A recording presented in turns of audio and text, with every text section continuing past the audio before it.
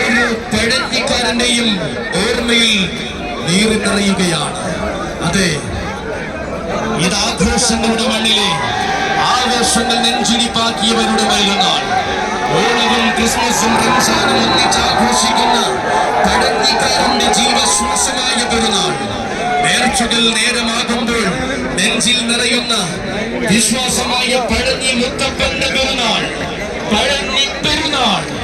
ഈ പെരുന്നാളിന്റെ പ്രാർത്ഥനയിൽ നടക്കുന്ന ഗജസംഗമത്തിൽ നിറഞ്ഞു നിൽക്കുകയാണ് കൂട്ടരെ ആ വീരന്മാർ.